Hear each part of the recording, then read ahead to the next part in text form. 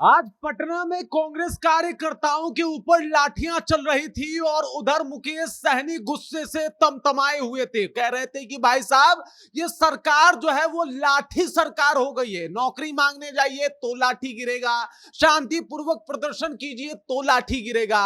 और इन लोगों को फिक्र है कि हमारे यहाँ सीट बंटवारा कैसे होगा, तो इनको हम बता देते हैं कि हमारे यहाँ सीट बंटवारा होगा, अच्छे से होगा। आप पहले अपना चेतिए, अपना देखिए किस तरीके से उन्होंने नीतीश कुमार की सरकार की बखिया उधेरी है और किस तरीके से मतलब कलई खोल डाला है।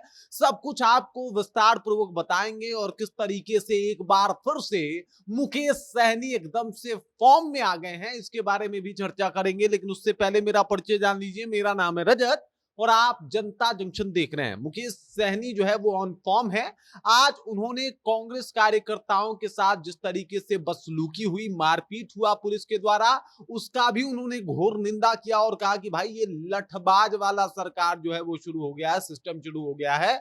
कुछ भी कहने जाओ लाठी चला दिया जाता है। ये कौन सा सिस्टम है समझ में नहीं आता है। युवा नौकरी के लिए जाएं तो लाठी खाएं, कोई शांतिपूर्वक प्रदर्शन करे तो लाठी खाए। ये कब तक सहेगा बिहार? ये सब कुछ बर्दाश्त नहीं होगा और चुनाव के बाद ये पूरा सिस्टम ही बदल जाएगा, ये मुकेश सहनी का दावा है।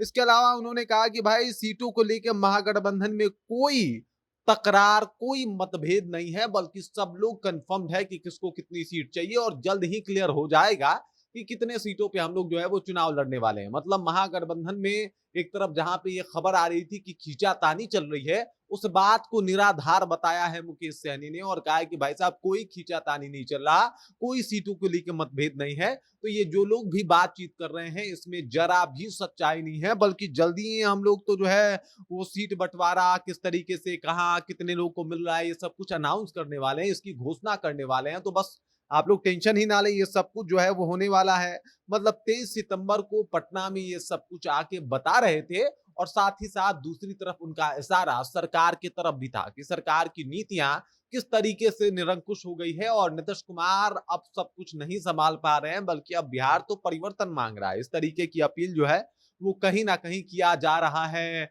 मुकेश सहनी के द्वारा। उन्होंने कहा कि भाजपा के राष्ट्रीय नेताओं को चुनाव के समय ही बिहार याद आता है। मतलब अभी देख लीजिए कि किस तरीके से अभी चुनाव है, तो चुनाव में तमाम जो बड़े बड़े नेता हैं वो बिहार का दौरा कर रहे हैं कि भाई बिहार चलो, बिहार की समस्या, बिहार की बातें। और इस बात को एकदम से बारीकी से पकड़ लिया है मुकेश सहनी ने। कह रहे कि भाई बिहार तभी याद आता है जब बिहार में चुनाव आता है, कभी ऐसे भी बिहार आ जाइए।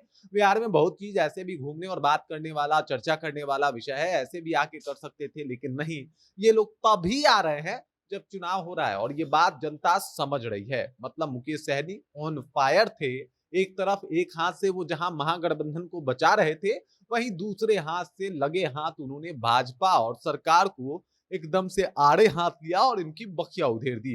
एक तरफ जहां वहां वो कांग्रेस का सपोर्ट कर रहे थे, तो वहीं वो दूसरे पक्ष में जो है वो स्टूडेंट का मुद्दा भी उठा रहे थे और इन सब मुद्दों को उठा के एकदम से एक बार फिर से चर्चा में मुकेश सहनी आ गए हैं। बाकी इस खबर, इस जानकारी को लेकर आप क्या सोचते हैं? आपके जहन में क्या कुछ चल रहा है? कृपया कमेंट कीजिए और अपना विचार हम तक पहुंचा दीजिए। बाकी आप देख रहे हैं जनता जंक्शन और मेरा नाम रजत है।